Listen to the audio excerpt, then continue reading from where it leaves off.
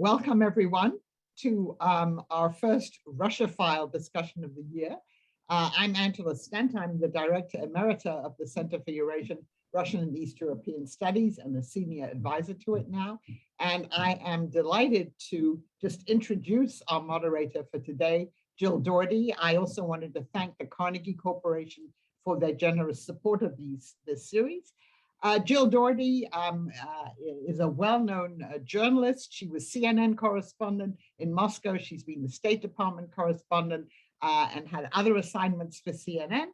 We are lucky that she's now also an adjunct professor at Georgetown University in our center, and she teaches courses on Putin's generation, on information, disinformation, and other very important topics. And I think we have a great panel for today. She'll introduce them. This is a very important subject. We just had Duma elections in Russia. We're looking towards 2024. I just saw today that President Putin had yet again said people shouldn't speculate about what's going to happen because it's destabilizing for the country.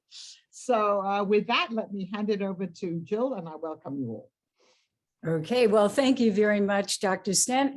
Appreciate that and really glad to be here. You know, I was talking with a friend about this subject and we were both kind of laughing and saying, on the surface, you know, ipso facto, it sounds a little bit dry, but we both agreed that this is a scintillating topic and extremely important, you know, not only let's say the Duma elections per se, what they mean, who won, who lost, et cetera. But as you mentioned, the 2024 implications and for Russia and for President Putin. So we've got two great guests to talk with us. I think you probably know both of them. They're quite well known. And one of them is Masha Lipman, and she is a senior associate for PONARS, which is the Institute of European, Russian, and Eurasian Studies at George Washington University. And she hosts a fantastic podcast for PONARS, which I urge you to listen to. It is very in-depth. It's an education, and I really urge you. It's a great, great podcast. Her area of concentration is state-society relations, the media in Russia, politics of history, and ideas. And she writes numerous reviews on books about Russia and Eastern Europe for Foreign Affairs. She also, and I think, Masha, this is probably when we met, from 2003 to 2014, she was an associate at the Moscow Carnegie Center, the Russian branch of the Carnegie Endowment for International Peace. And she has been the editor of too many publications to list, most recently Point and Counterpoint, published online by PONARS. And then we have, and she is in Moscow right now, then we have coming in, zooming in from London, Ben Noble. He is associate professor in Russian politics at University College London. He is a senior researcher at the Higher School of Economics in Moscow and an associate fellow at Chatham House, the Royal Institute of International Affairs. And his focus is on authoritarianism, legislative politics, comparative politics, and Russian domestic politics. And he's published in numerous journals, as most of the people who are on our discussions have, also in periodicals like the Washington Post, the Moscow Times, et cetera. And then finally, intriguingly, he is the co-author of a new book on Navalny, Putin's nemesis, Russia's future. So with that, I'm going to give a few facts about the elections, just so we know where we're coming from. I'm sure you know these, but we'll review them. Then we'll have a discussion for 20, 25 minutes or so, and then we'll open it up to questions. And I know there will be a lot of aspects of this story. So the Duma elections were held over 3 days, which I think is significant, from September 17th through September 19th, and they included significantly electronic voting. And pay attention to the Moscow results from electronic voting. They were not only elections to the federal state Duma, but there were regional and local elections all across Russia. Now, looking at the official results, the turnout, according to the official results, was 51.72%. So, roughly 52%. United Russia Party, the party of power, allied with Kremlin, got 49.82, so roughly half of the vote, which gives them the constitutional majority. And significantly, the Communist Party of the Russian Federation got almost 19%, again, official results. Our favorite inappropriately named party, the Liberal Democratic Party, which is anything but, got 7.55%. And then there were a few smaller parties that got 5 to 7%. Again, these were all the official results, but there were allegations of falsifications across Russia, indications that the turnout actually was lower, indications that United Russia did more poorly than officially reported, and that the Communist Party did much better. So we're going to step back right now, start our discussion, and ask, as I kind of framed it at the top, the significance of these elections in and of themselves, and then also, perhaps more importantly, this harbinger of what could be coming in 2024 when President Putin's current term runs out, and that he could, and perhaps we should say is expected to run yet again for president. So off we go. Could I give out the first question here? Was, we'll start maybe with Masha, Marie Lipman. United Russia, there's no question, was expected to win this, get maybe even a super constitutional majority in the Duma. So no surprise, that came out pretty much as the Kremlin expected, at least according to official figures. But the tactics and the degree to which the Kremlin engineered the win did seem somehow new. And one example would be the electronic voting in Moscow. So do you agree that it went beyond what we've seen so far? And if the Kremlin knew that it was going to win, then why did it have to resort to such tactics? Thank you, Jill. Thank you, Angela. Thank you for inviting me. I would start by saying that the Duma election, and especially the events around it, have been anything but dry. Talking about United Russia per se, I would say that prior to the election day, or days, because the elections were held for 3 days in a row, the United Russia rating was just under 30%. And this in itself was a reason for concern for the Kremlin. And it should be also noted that United Russia has never been very popular. 10 years ago, when Alexei Navalny came up with the meme, a party of crooks and thieves, as applies to the chief pro-Kremlin force, it was promptly picked up by a large part of Russians. And the popularity of the party went further down prior to this election because of the economic decline and the ensuing decline of the living standards in Russia. I will also point out that even though we refer to United Russia as a party of power, as a chief pro-Kremlin force, Putin is not a member of United Russia and has never been one. And it is only occasionally that he agrees to put his weight behind the party, as he did this time. So still, over the years, the Kremlin has been able to ensure a constitutional majority in the Duma by barring unwanted candidates from the race, by mobilizing the loyal electorate, and this implies constituencies employed by the state and pensioners, and also by plain fraud. All three elements were used in the September elections. And when we talk about engineering the win, we should keep in mind that administrators all across Russia are involved in this operation, and all of them seek to please the Kremlin. And this tactics sometimes gets especially egregious, and we should think when we see those examples about those overzealous officials who are anxious to demonstrate their loyalty and efficiency. It is not that the Kremlin is behind every trick and every falsification. Early on, the expectations were that the Kremlin expected his aides and his administrators to deliver a 40% turnout or 45% turnout, and about the same number for United Russia. So what we have, as Jill, you said, was 51% turnout and 50% for United Russia, maybe a result of overzealous administrators. So the measures, should we say that the measures, the tactics has been unprecedented? Well, as I said, some of it hasn't been, but some has. The 3-day vote and the electronic vote, both actually facilitate fraud and facilitate falsifications. Also, a clamped up repressions prior to this election.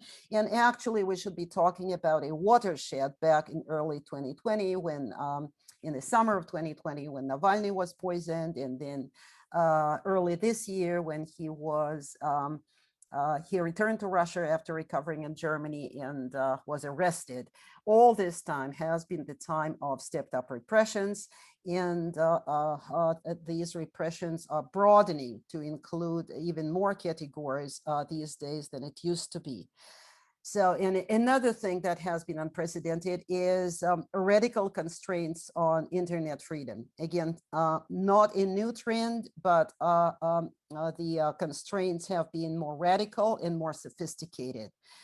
So all of this shows that the Kremlin was anxious, was concerned, and the administrators, as I said, worked hard to ensure this result. Whoops. Ben, could I ask you the same question? Because I think it is, at the core of this. If you think, you're sure you're going to win, why go to these, I was going to say extremes, but use such methods? Thanks, Jill, and thanks, Angela, very much for the invitation to take part in today's event. Well, to me, the question sort of gets it wrong. The Kremlin carried out these various steps, drawing on what some political scientists call the menu of manipulation to unlevel the electoral playing field. They took those number of steps precisely because they weren't sure that they were able to win on their own, and especially they weren't sure that they were able to resecure a supermajority.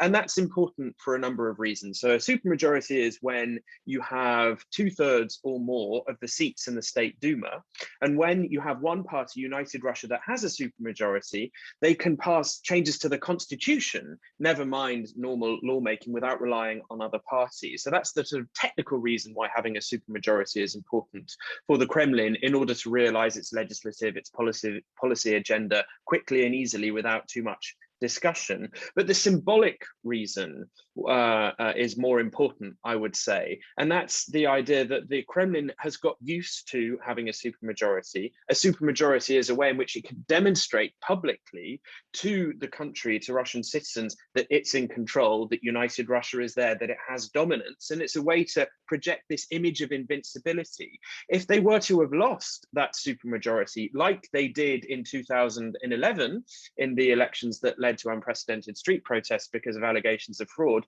that would have been deeply troubling.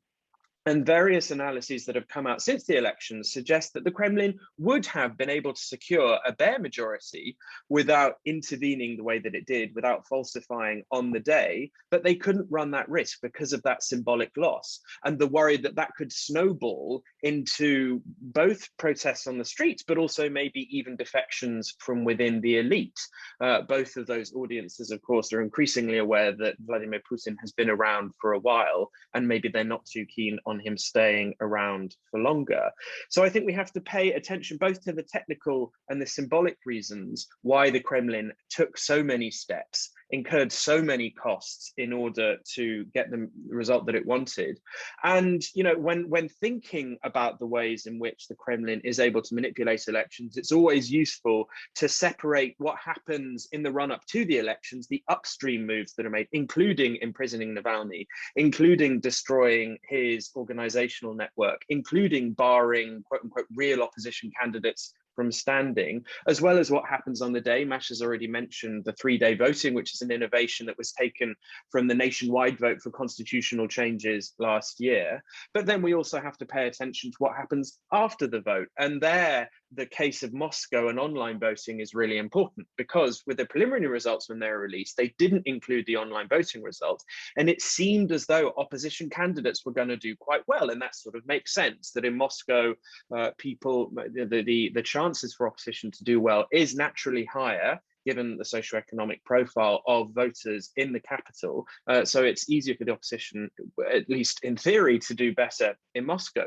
The problem was, though, that the online voting results were delayed in their release. And so suspicions were that that's because behind the scenes, the authorities were fixing the figures. And true to form, when the figures were released, it ended up snatching away what seemed like, early on at least, these opposition wins, and wins for Team Navalny's smart voting campaign, which is this tactical voting project that Navalny's team sponsored to try and stop opposition-minded voters being split across different opposition parties, to consolidate the vote around the candidate that they thought was best placed to defeat the United Russia candidate.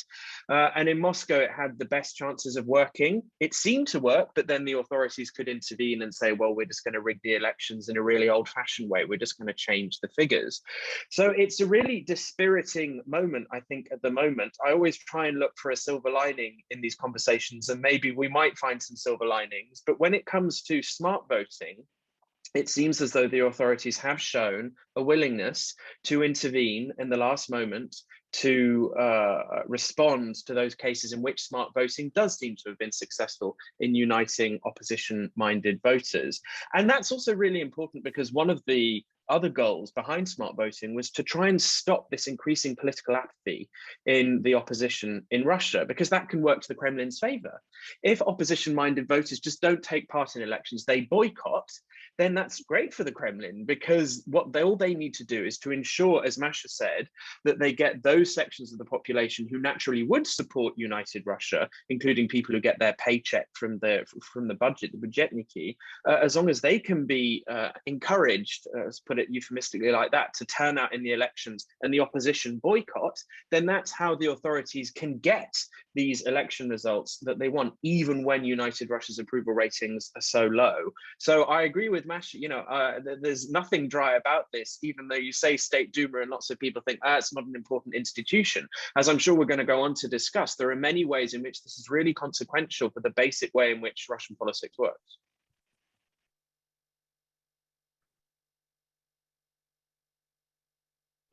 I'm trying to keep things quiet here, but now I'm back. I wish we had 2 hours to talk about this, but we'll keep moving here. I want to get into Navalny a little bit more granularly, as they say here in Washington. But Masha, could you put me back with President Putin, and what lessons does he draw? I mean, I'm sure he's privy to the real situation, the official situation, and all of these influences. What does he do? I know he hasn't officially, said he would run in 2024, but what do you think this means for him? Talking about the lessons that Putin himself can draw, I would say if he is indeed privy to the actual situation, I think he can conclude that his aides are capable to deliver the desired result, regardless of the situation, regardless of the decline of the popularity of United Russia. And if they can deliver the desired result for United Russia, of course, they will be able, they should be able, they must be able to deliver the desired result for him come 2024, if he, of course, runs. And I think he also, of course, knows that there are those who do not comply with the order of the day, which is loyalty to the Kremlin. And he also knows that these people tried to organize this smart voting and to somehow send a message to their compatriots that there are ways other than vote loyally.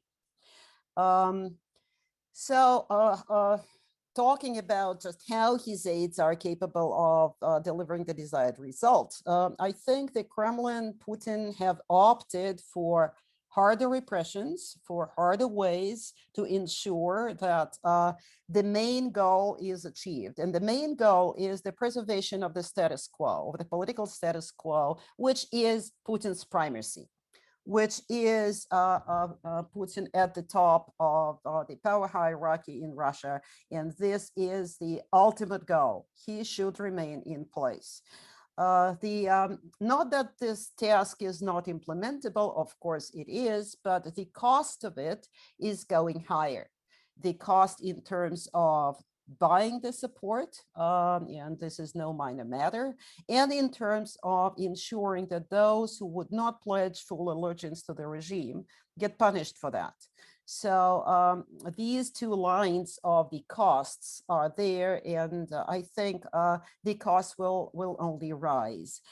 Putin, of course, is a leader of no alternative in Russia. Even those who don't like him, even though who disapprove of his performance and say so in public opinion polls, recognize the fact that there is no viable alternative. There is no other figure, not Navalny, not anybody else, who can even compare in popularity and can muster public support to the same extent.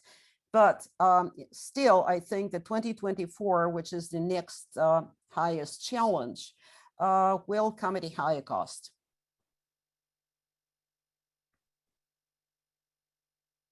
I wanted to ask Dr. Stent, if you want to jump in here, please feel free. I think we'll probably go on for another 10 minutes or so of discussion, and then we'll open it up for questions. I should have mentioned, by the way, for questions, we will be putting them in the Q&A function. So if you're thinking of questions, you can begin to put them in there. And Dr. Stent, is there anything, or shall I proceed? I think you should proceed. I'm enjoying the discussion. All right, great. Then, Ben, let me turn to you on, Navalny is, of course, another subject, as I mentioned, we'll get into that. But what about the communists? This is really, to me, striking that even if you shave off a few points, they did quite well. And I see more and more indications of this kind of new generation of communists who are quite different from the old, stodgy, Zyuganov, who now is up in his 70s. What's happening with the communists, and why do they seem to be having a significant showing? I think that really is the topic of the moment, that lots of people who follow Russian politics closely all seem to, they are agreeing. I know there's definitely a premium on making sure that we don't all agree with each other just for agreement's sake, that there's something to be gained from disagreeing occasionally. But it seems to be that everybody is saying the Communist Party is where we should all be focusing on now, because it seems to be we're coming to a bit of a crunch point. But before I talk about that in a bit more detail, let me just say 2 points if you're thinking about what does Putin take away from these elections. And I promise to be very brief. The first one is that online voting has got a big tick from the authorities. It has fulfilled the role that they wanted to do. That is a way in which they can manipulate things behind the scenes, so they can carry out electoral manipulation that doesn't lead to ballot stuffing that people can video and then circulate on social media and enrage people. And the second point is that this broader narrative that we've seen rolled out this year of foreign interference is going to remain. And that's really effective for the authorities because they can both say that political opposition, as well as independent journalistic criticism and probes and investigations, they're both treasonous. It's not a sign, this is how it works with the Kremlin, it's not a sign that there are any problems in the country. It's purely a sign that Western powers are trying to deal with the domestic sovereign activity in Russia. And so by sustaining this narrative of foreign interference, the Kremlin can sort of sweep away any worrying truths that are being circulated. So I think online voting, foreign interference, they will both go forward, and it's really important to bear in mind going into 2024. On the Communist Party, this has been a subject that's been discussed for a few years now, but it really came to a head in the run-up to the elections. And it's a story that's still unfolding. Yes, Gennady Zyuganov has been the head of the party for a very long time. He also has worked out ways to make sure that he has a good relationship with the Kremlin and that he is tame opposition at the end of the day, the most important part of the systemic opposition, the co-opted portion of the opposition. And yet the Communist Party does have reach throughout the country. It's a serious organization. And in the regions, there are younger, more radical activists who are increasingly frustrated with the degree to which he's co-opted by the Kremlin. They want him to challenge the Kremlin more, to go off script more. And so we've seen various figures pop up around the country who are clearly itching for things to change, itching for Zyuganov to move on, to no longer be the head of the party. And that has played out also in another way, that we know that Navalny's movement, his network, which of course now formally has been dissolved, given that it was labeled as extremist this year, we know that these activists, more radical activists in the Communist Party, many of them are quite close with the Navalny activists and supporters. And so for the Kremlin, that's worrying, because yes, they've got rid of Navalny, but they have not used the same repressive, coercive moves against the Communist Party. And so going forward, this certainly isn't something that's a positive thing going forward. It could be a sign that repression is going to increase, that we see the authorities move more forcefully against the Communist Party, especially in the regions. And so that's certainly a question mark, an unresolved area that I'm going to be focusing on. Within the State Duma, though, at the top level, Zyuganov, especially at the beginning, well, what we've seen from the beginning of the 8th convocation of the Duma, the new Duma that's been filled on the basis of the elections, it doesn't seem as though the Communist Party are standing up and making problems for the Kremlin.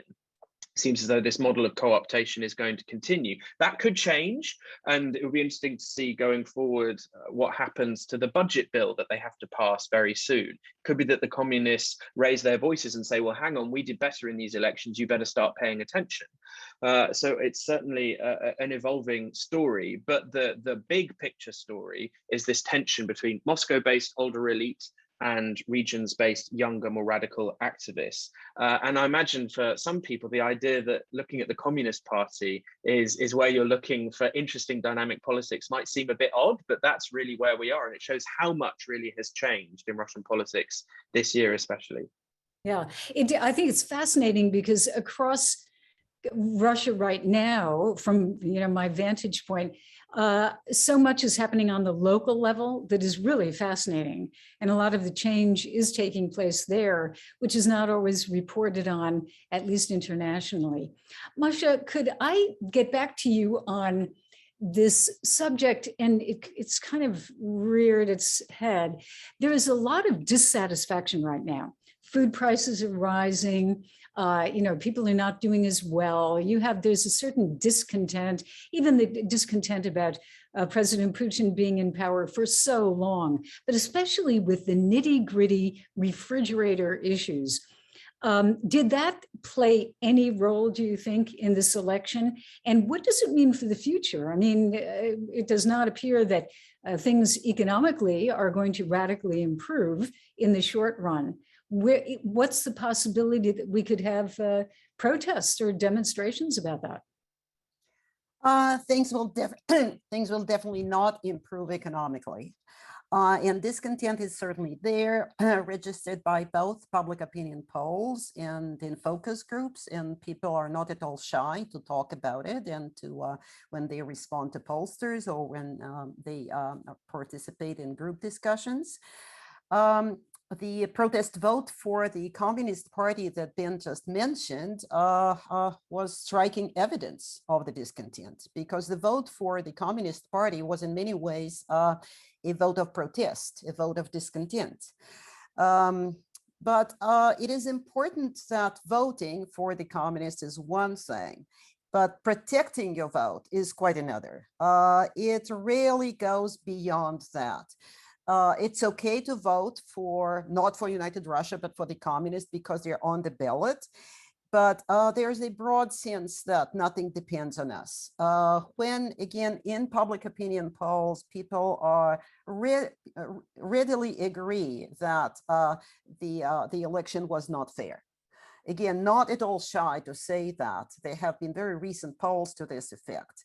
But they assume the system is fraudulent, and they assume that the result of the election will be as the Kremlin wants it to be. Again, nothing depends on us. Going against the system is dangerous and pointless, very important. Despondency is a very common perception. Politics is not a way to make our lives better. All of these are quite common perceptions among the Russian people. And in the end, quite a few in Russia still share the sense that the status quo is still preferable than change, because change is likely to make things worse, not better. So the Kremlin keeps close track of the discontent and of the sentiments, and has to pay a growing cost, as I already mentioned.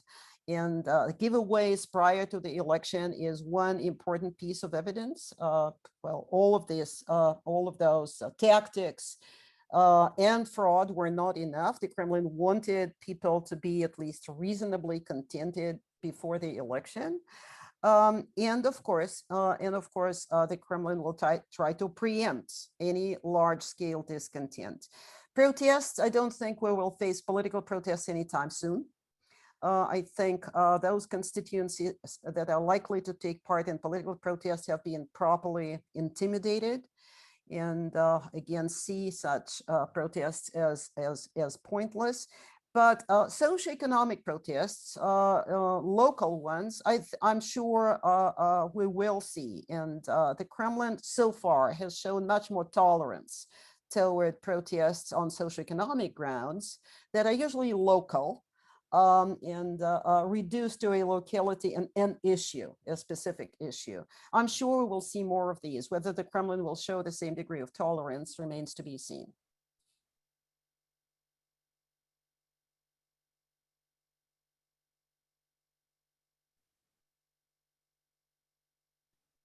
There we go.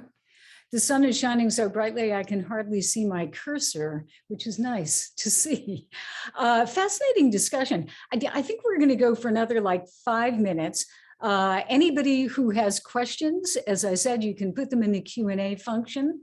And I know we had one even from a couple of days ago, and perhaps, maybe I could ask that now because it kind of has to do with the turnout, et cetera. One of the people who was eager to come to this discussion asked, is there any data about young people, their turnout during this election, and perhaps which way they voted? Masha or Ben, have you seen anything specifically about youth? Maybe if Ben That's a wants to question start. for Masha. No, I was going to say, no. That's definitely a question for Masha. Okay, not to waste our time. So the young, in public opinion polls, the category of the young is those Russians that are aged 18 to 24. This is how the question is usually asked. And Levada Center, Russia's best and actually the only major independent polling agency, has recently one of their associates wrote that this category is one of the most critically minded social groups.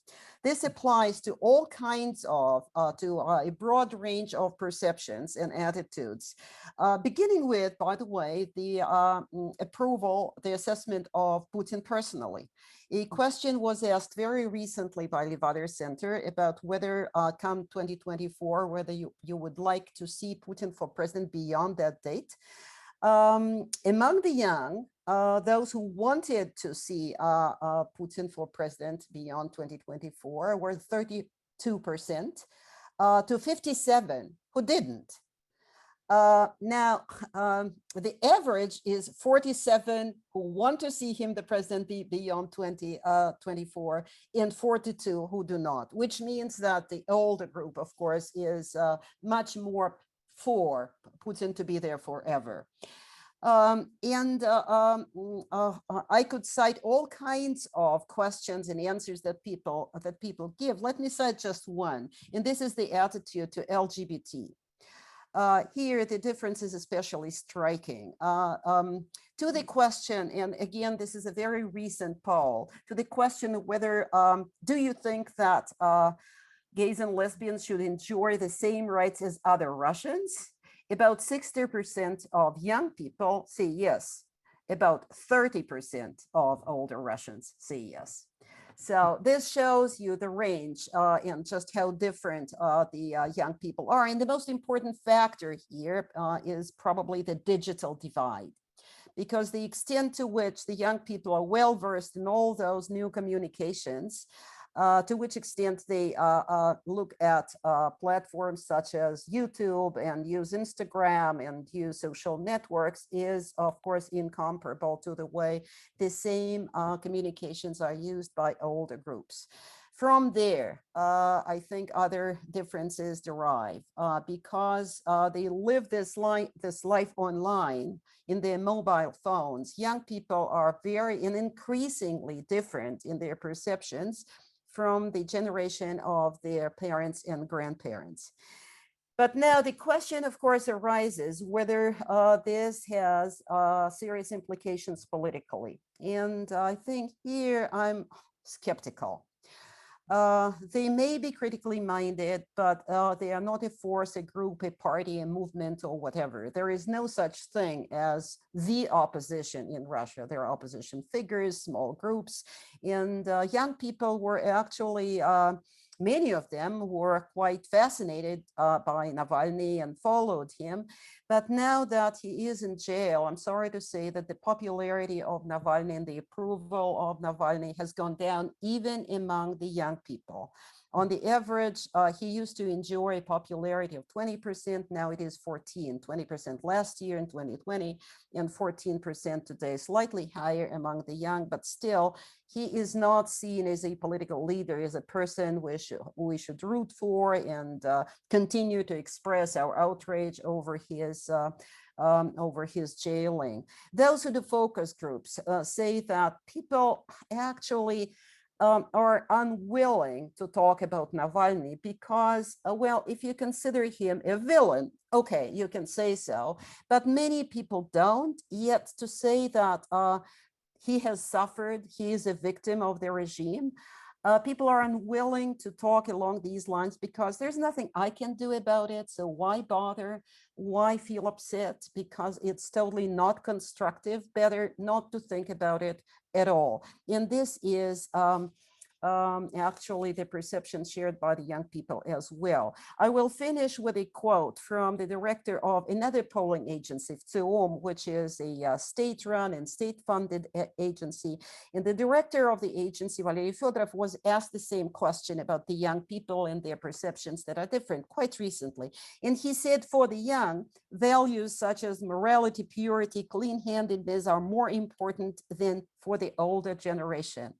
But then he continued to say, this young generation is not over-politicized and easily switches from politics to other issues. In January, they were concerned about Navalny, but today he's been forgotten. Well, slightly wishful thinking on his part as a loyalist, but I think the trend is described adequately. Mm-hmm. Okay. Dr. Stent, I see your hand is raised. Thank you. Yes, this follows on from what Masha was saying. It's really for both of our speakers. So I followed with some regret the debate, the fight among the democratic opposition in Russia, the reaction to awarding the Nobel Peace Prize to Dmitry Muratov and not Alexei Navalny. Again, this is not something new, but it was rather intense, I thought. So I'd like both of you really to speculate a little bit about the future of the sort of democratic opposition. Obviously, a lot of people have had to leave really since the beginning of the year. We know a lot of people are now living outside Russia because it's too dangerous for them to be there. Will there be a regrouping? How do you think? You've said, Masha, you don't think there'll be many protests going forward. What will the democratic opposition do? If I can begin, although with most of these questions, all of these questions, I think it's going to be much more interesting to hear from Masha. But I think we knew that there have always been tensions within the democratic opposition.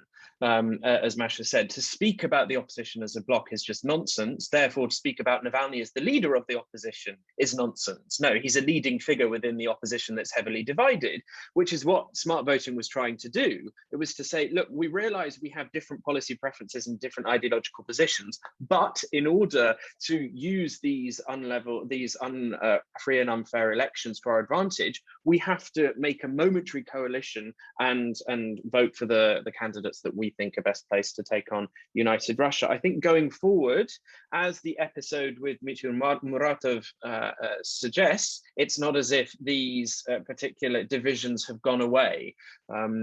Certainly not. And so I don't think we're likely in the short term to see a regrouping. It could be that, cooler heads prevail and that there is some strategy developed before the 2024 election, but I'm highly doubtful about that. I see that there's a question that relates to this about Muratov getting the Nobel Prize in the Q&A, asking whether there was any official reaction from the Kremlin. Yes, both Dmitry Peskov, Vladimir Putin's spokesperson, and Vladimir Putin himself have now responded. Peskov, quite soon after the announcement, congratulated Muratov directly in no uncertain terms. And then Peskov Putin was asked yesterday, I think, about whether getting the Nobel Prize would protect Muratov in any way. And Putin's response was very clear. He said, it's not going to protect him. If he tries to use it to protect himself, it's not going to work. If he breaks Russian laws, then he will be held to account. And so could be labeled, and Novaya Gazeta could be labeled a foreign agent. And that really shows where we are in the debate. In that same conversation, Putin was asked about Navalny, and he carried on his trend of never mentioning him by name, which is just another sign of the extent to which Navalny is inside Putin's head.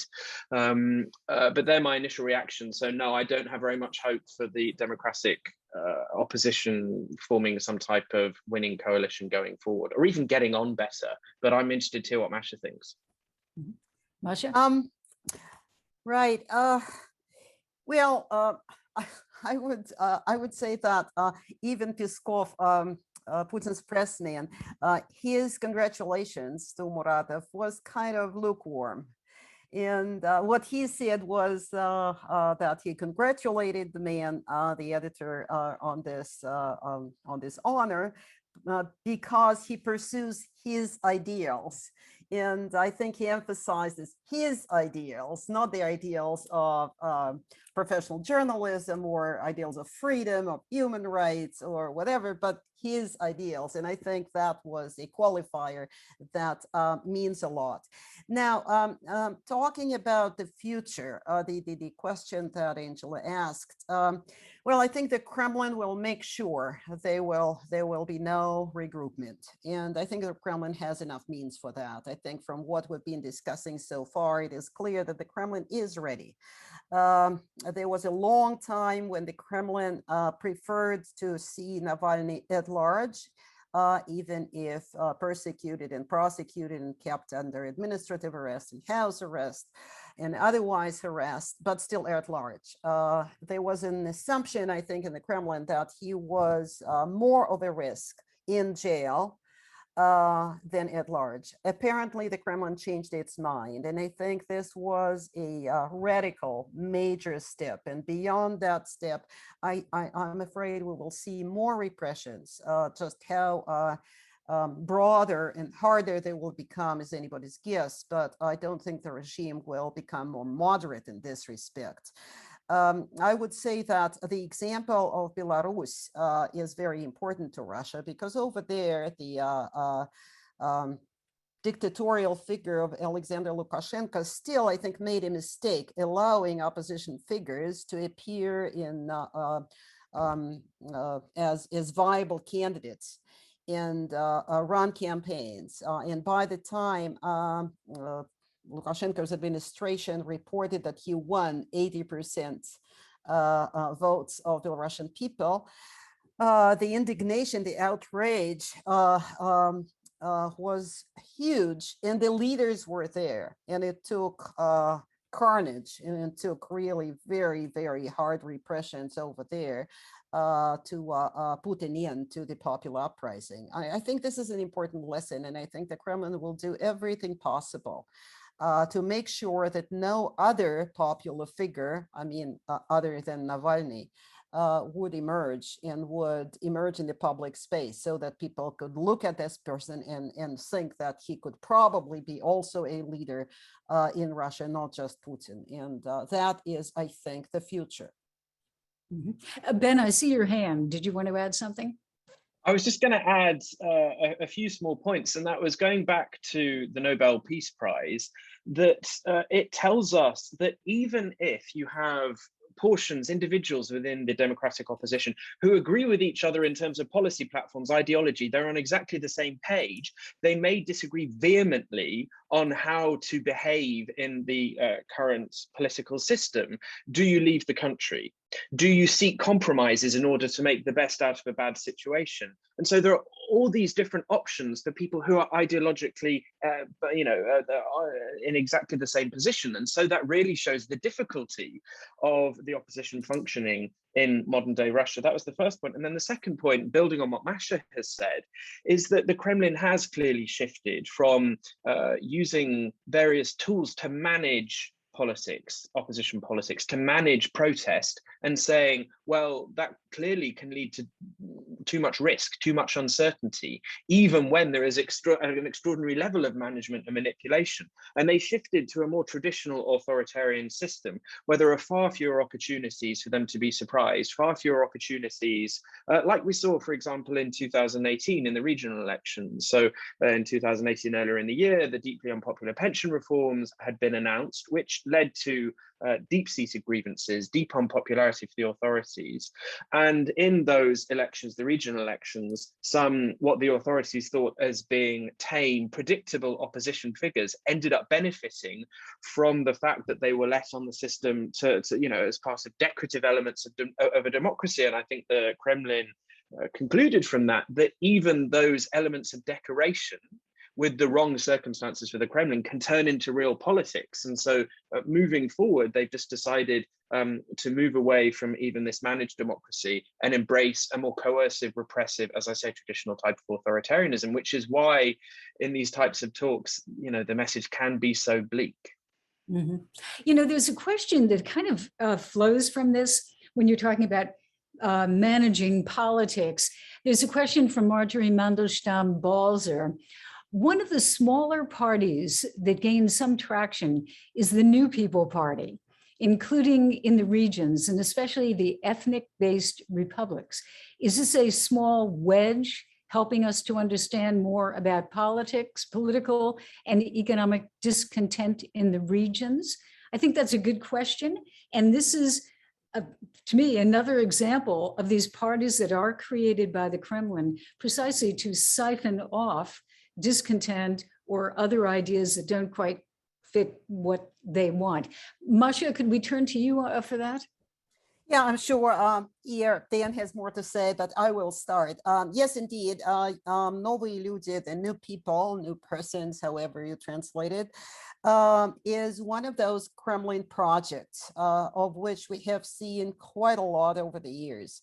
The Kremlin on this plane works a bit like a sculptor who can mold parties, then separate them, then scrap them all together, then bring two parties or three parties together and make a new one and throw it into the political field in time of an election to give people something new to vote for. And people fall for it. And whether or not they understand that it is a totally Kremlin project, they still fall for it because, well, this is something new, because they don't see anything they would like to vote for among the old parties.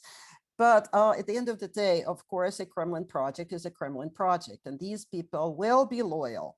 In the Duma, their faction is small, and even if miraculously they want to vote against the Kremlin initiatives, which is something totally inconceivable, still they are too small to do so. And I think the Kremlin will try to make sure that there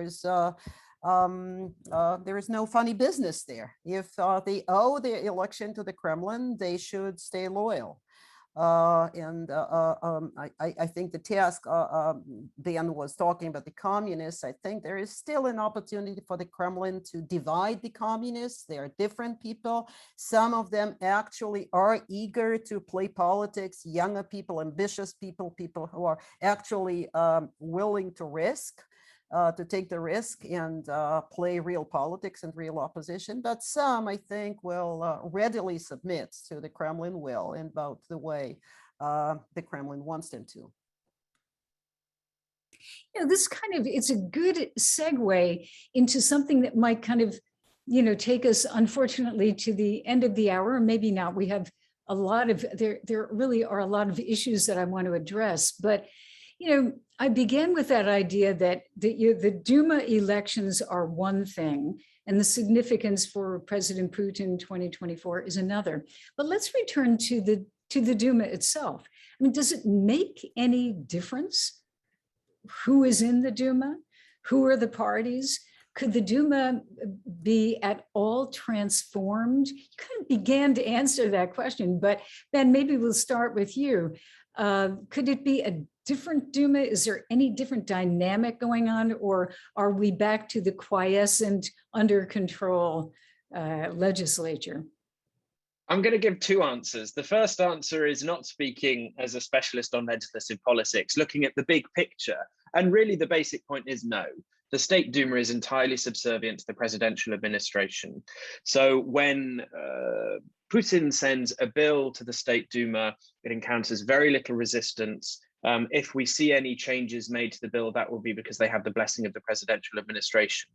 When it comes to the government, the picture is slightly different. The State Duma has in the past and likely will continue to show an appetite sometimes to grill certain ministers, to criticize the activities of the government. But that's, from the Kremlin's point of view, the joy of having a dual executive system. The government can be blamed when things go wrong. And so the presidential administration can let deputies in the State Duma know that you can criticize the government on this issue, you've got our blessing. And that's when sometimes we see these set pieces of political theatre of a minister being grilled in the chamber when they go there to report on their activities. Part of that also flows from the fact that the Speaker of the State Duma, continuing into the 8th convocation, is Volodin, who has his own particular ambitions. And so that's another reason why we might see a bit of criticism. But no, broadly speaking, the State Duma is going to do whatever the presidential administration wants it to do.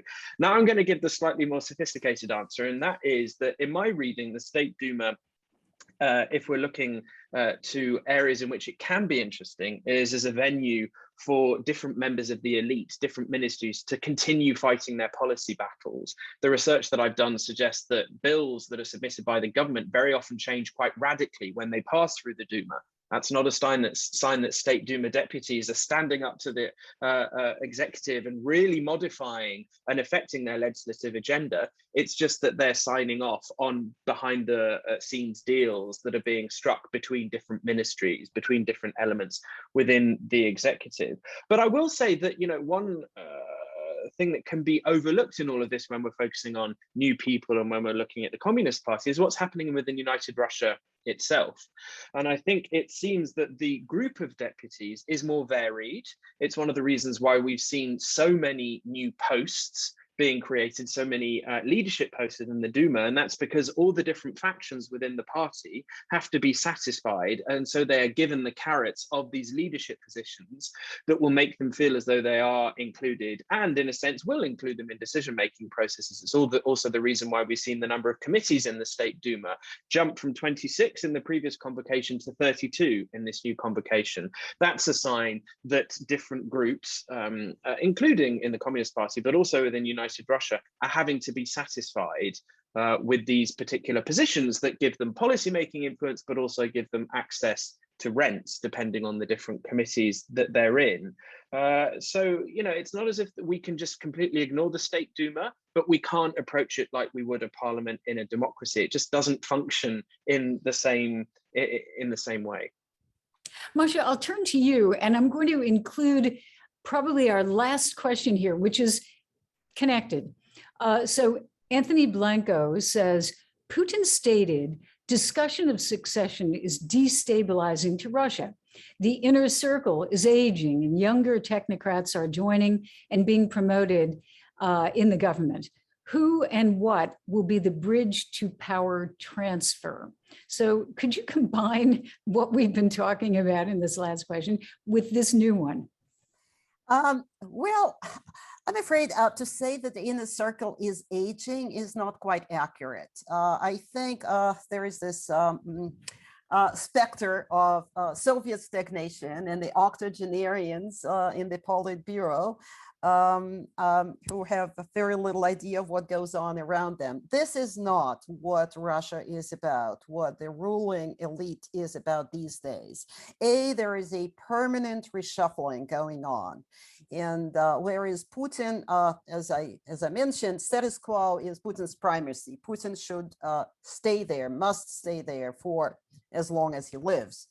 But those around him are constantly being reshuffled, and Putin pays a lot of attention to that. And the goal of the reshuffling, and some of our colleagues even call it a transformation going on these days, have to do with exactly a stabilization of the system.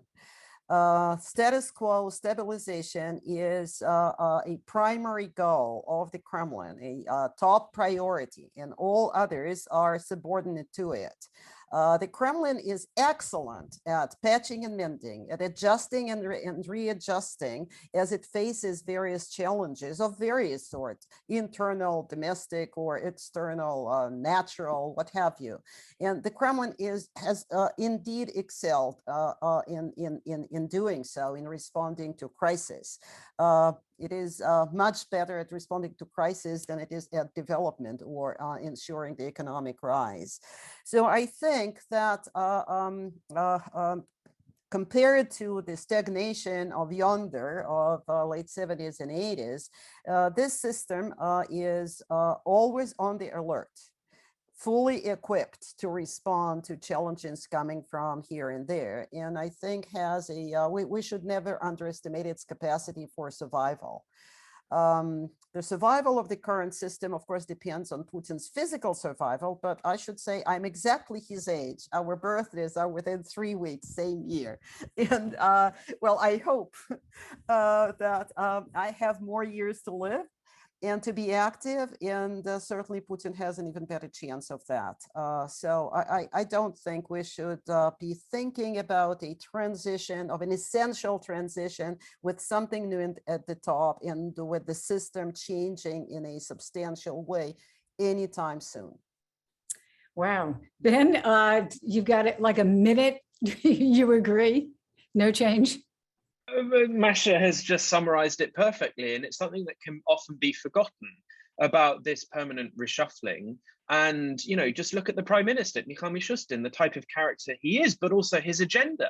He has a digital modernization agenda, which is being used in the services of an authoritarian system. And it really underscores the extent to which the authorities are adaptable. We've seen that in relation to Navalny. We've seen that in relation to tech companies and the attempts of the authorities, Roskomnadzor, the communications regulator, to deal with social media. A few years ago, they tried to block access to Telegram. That didn't work. But this year, they clearly skilled up, got new people, and they're much, much better at closing down platforms that can cause problems for them. And certainly if we're thinking about the political role of young people, people between 18 and 24, if they're using social media in order to talk about politics, and the Kremlin thinks that that is going to lead to some type of political threat, then we know that they now have the capability, but also increasingly the will to shut that down. So I'd really love to end on a positive note, but I'm afraid it's going to be another negative one from me. I remember that phrase that came up at the beginning, is silver lining, but I guess we're not quite a silver lining, but this is exactly the type of conversation I was hoping. I got into a lot of subtleties of what's going on, and I'm very grateful for the participation of Masha Lipman and Ben Noble, and also Dr. Stent, Dr. Angela Stent. It was really a fantastic discussion, and thank you to our audience for questions. I will say we try to have these events, the Russia brief, every month. And next month, we're going to return to the subject of Belarus. It came up even in this discussion. And I think it's very important, unfortunately, sometimes developing in areas we would not like to see. And then for December, which all Russia watchers, of course, remember, 30th anniversary of the end of the Soviet Union, Georgetown will be having a lot of different events, and we are hoping and planning to have kind of a unique Russia brief, which would be on nostalgia. Nostalgia for the old Soviet Union. Is it really dead, or does it live on in the minds and hearts of people in some fashion? So we've got a lot of good discussions coming up, and thank you very much for joining us. And as always, thank you to the Carnegie Corporation of New York for all of their help on these projects. Thanks for joining, and goodbye.